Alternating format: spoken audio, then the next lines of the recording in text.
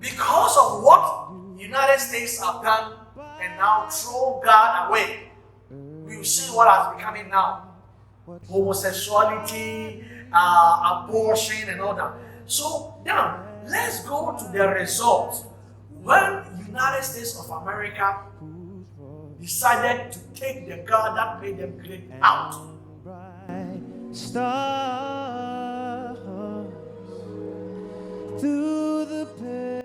Okay.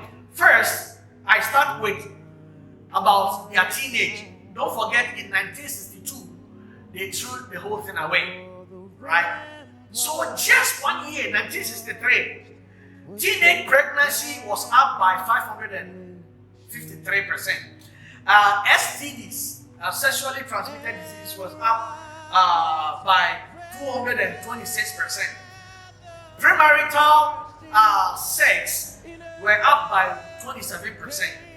Teenage suicide increased by 300%. Now let's go to parents. In 1963, 1 year difference, divorce was up by 117%. Single parenting were up by 140%. And cohabitation was up by 55%. Okay, now let's go to about their brains, their intelligence. How could it happen like that? Just even their intelligence. In 1963, schools were doing well when it comes to SAT, where Ghana call it SAT. SAT test, since 1925, they were just so good until 1963. They started coming down for 18 consecutive years. It was coming down. In 1962, before America started rebelling against them, they have only 1,000 private schools. But in 1984, they have 32,000 private schools. Everybody is taking their children from public schools because the public schools are so much into this secularism, but private schools were still believing the God of Abraham, Isaac, and Jacob. Now, they have more than 8.5 million American students who go to private schools because they are 80 points better than the government schools. And when it comes to the nation, just 1 year, crime went up by 794%. 794%. Okay, if you believe in God and stick with God, we will see the difference. It just reminds me of, actually, if some of you watch the transformation, how God transformed communities and nations. A good example I could give is Amalonga in Guatemala, where people were dying and crime was so up and stuff like that. Until the Lord showed up, the people prayed so much and they were praying, and the Lord showed up there, and everything changed, including even the vegetables. They were exporting, I think, about 7 trucks a week when it comes to the vegetables. But when the Lord showed up after the revival, they were exporting 47 trucks a week. Until America had to send the agriculturists to go to Guatemala to learn the secret of how they were doing so well agriculture. And when they went, they couldn't get the answer they wanted. Because the answer was said, well, all that we are doing is coming from 2 Chronicles 7:14. If my people who are called by my name will humble themselves and pray, seek my face and turn from their wicked ways, and I, the Lord, will hear them from heaven, forgive their sins, and heal their land. So the land will just heal. I believe strongly Ghana will go to a place where we're supposed to be. We will see some of these things very, very, very much. And that countries like Colombia experience the same thing, the Inuit experience the same thing, Samoa experience the same thing. I remember when revival really hit Philippines, I saw how the whole thing, Philippines became a very great nation. So much so that young Cho went to Philippines and he prayed, Korea be like the Philippines. Let Seoul be like Manila. Now it's the other way around. Because of how Koreans are taking God so seriously. Look at what has happened to South Korea now. Now you use your LGs and your Samsungs, you grab your Kia, you grab your Hyundai, you grab your Daewoo, and all that.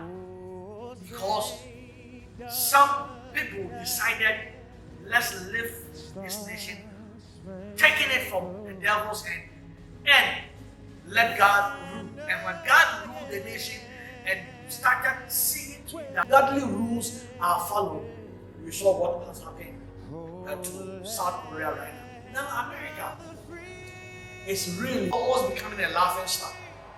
Just real quick, 5 things that showed that America is no more. Number 1, in 2000, U.S. economy was 8.1% bigger than China. But as we are here in 2020, they are still leading, but only 1.4%. When it comes to military strength, U.S. budget was $731 billion a year, while China was $261 billion a year. Now, experts are saying that in 2026, China is taking over. And by the way, India is next. Asia is the continent that is really taking over. When it comes to US, number 3, American billionaires. According to Forbes, 8 out of 10 billionaires were Americans. But in just only in the year 2000, 38 US billionaires and 13 Chinese billionaires. But in 2020, we have 31 American billionaires and we have 28 Chinese billionaires. They are really catching up. What about world tallest building? In the 1950s, there were 38 tallest buildings. You know, I talk about tallest buildings because these are all infrastructure and all that. Some of the economists what I mean. Okay. In the 50s, they have 38 tallest buildings and 38 tallest buildings. All of them were from the United States of America. But in 2000, it left only 11.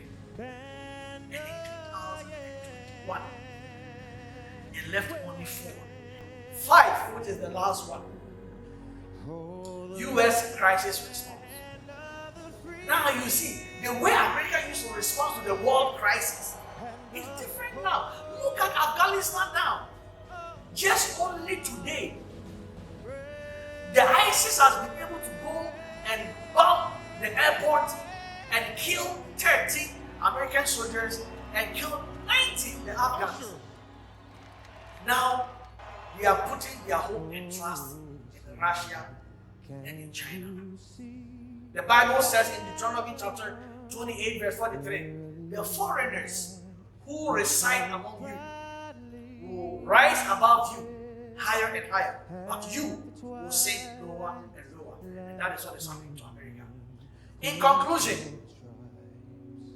Ghana, this is what the first president of the United States of America, George Washington, said, and I quote, "Of all the disposition and habits which leads to political prosperity, religion," which by the way Christianity meant, "and morality are indispensable supports. In vain would that man claim the tributes of patriotism, who would labor to subvert these great pillars of human happiness, these firm props of the duties of men and citizens." He continued to say, "Whatever may be conceded to the influence of refined education on minds of peculiar structure, reasons and experience both forbid us to expect that national morality can prevail in exclusion of religious principle." End of quote. Gatekeepers, I want to challenge each and every one of us. We we need to continue what we are doing and keep the government now and those who are coming on their toes to follow religious principles in dealing with it. If it's not like that, we are going to be in trouble. Brother Adam will tell you what we hear in Parliament with regards to this LGBTQI bill. How the elite, all our elite kids are running away. All our elite politicians are running away. Thankfully, according to Brother Adam, 88% of Ghanaians, or 90% of Ghanaians, I'm sorry, are actually for this. Let's keep on keeping on, and let's continue to be gatekeepers. And I believe strongly, as we are being the watchman over the home, the Lord will give us the grace for the race. Thank you very much, and God bless you.